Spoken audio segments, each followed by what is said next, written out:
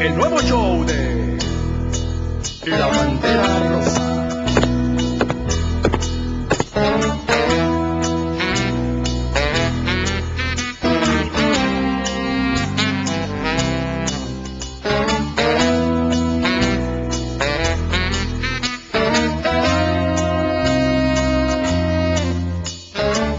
Y en esta ocasión presentamos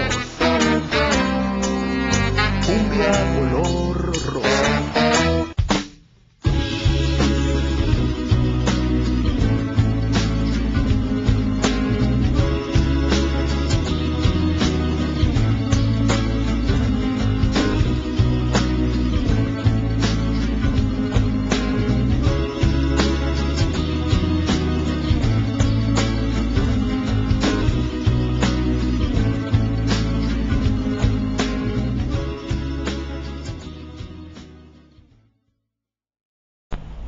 Estos son los dos Méxicos, el de la clase gobernante y el del rebaño desconcertado, una clara consecuencia del neoliberalismo.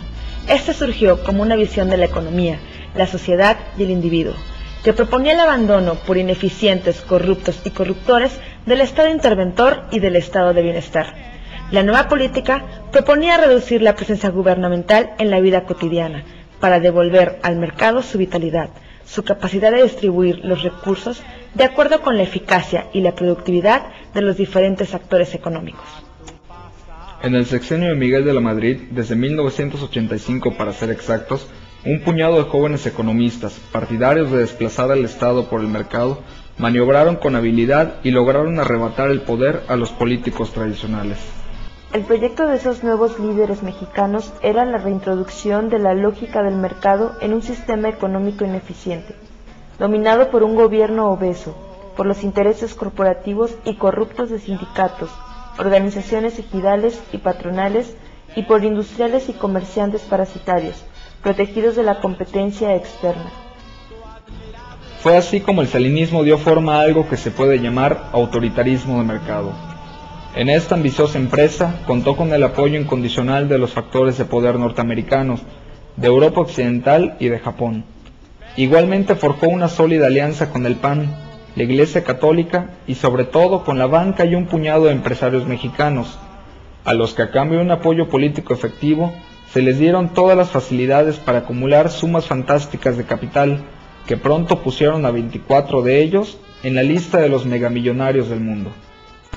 Este cambio afectó profundamente todo el tejido de la sociedad, pero el costo lo pagaron sobre todo aquellos que tenían menos instrumentos políticos para defender su posición y que no estaban en condiciones de resistir el embate directo de la competencia externa: los marginados, los indígenas, el sector agrícola de temporal, los micro, pequeños y medianos empresarios e incluso algunos de los grandes, los sindicatos y una clase consumista y muy dependiente de las actividades burocráticas.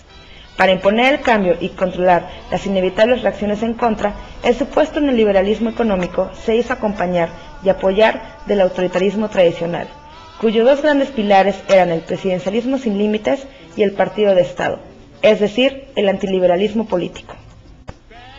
El término mismo de neoliberalismo nunca fue aceptado por aquellos que lo aplicaron en México, y hay una buena razón histórica para ello.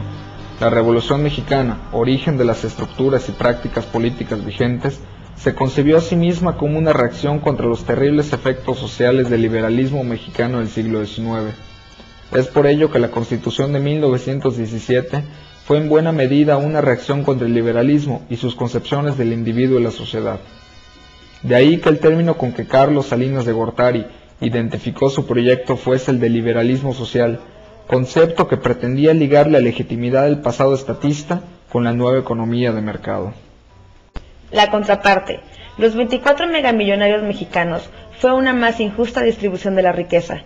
Según los datos del INEGI, 13.6 millones de mexicanos vivían en la extrema pobreza, mientras el 20% de las familias más pobres tenían que sobrevivir con apenas el 4% del ingreso total, en tanto que el 20% más afortunado se apropiaba del 53% restante. Ahora bien, la desigualdad era tan grande como en el conjunto, y el grueso de los recursos lo acaparaba un puñado de familias, las favoritas del régimen, beneficiadas por las privatizaciones y los monopolios. Un descuido histórico de los gobiernos era la policía e impartición de justicia, que produjo corrupción e incompetencia en abundancia. Se le viene a añadir hoy un elemento externo que hace todavía más difícil que en México realmente tome forma ese supuesto Estado fuerte, capaz no solo de privatizar y cobrar impuestos, sino de enfrentar con éxito la delincuencia. Ese elemento es el narcotráfico. Resulta que en 1994, los ingresos de varios grupos de narcotraficantes que operan en México pudo ascender a los 30,000 millones de dólares. La magnitud de la cifra es impresionante. Representa prácticamente el mismo monto de las reservas del Banco de México. El Estado ha ido perdiendo terreno desde hace tiempo frente a la corrupción policíaca y judicial. Sin embargo, poco se hizo al respecto en el sexenio salinista, y no porque faltaran recursos económicos, sino porque faltaron recursos humanos, y sobre todo, faltó voluntad y sobró irresponsabilidad política.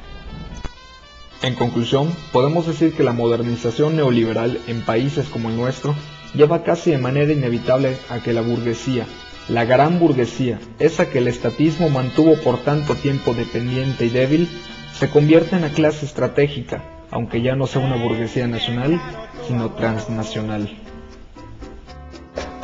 Aventurera, dale el precio del dolor a tu pasado, aquel que de tus labios la miel quiera, que pague con brillantes tu pecado.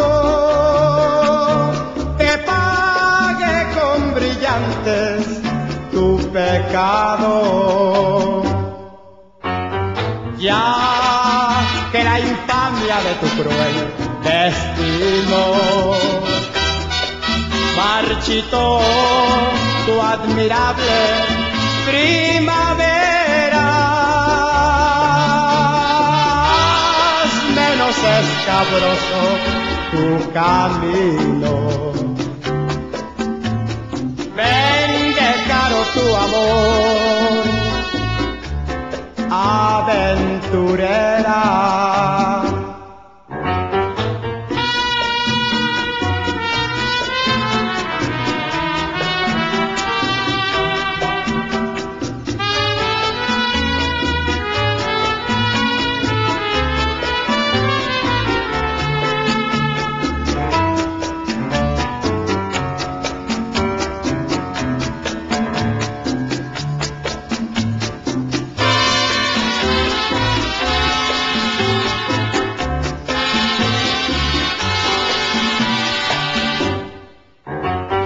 Ya que la infamia de tu cruel destino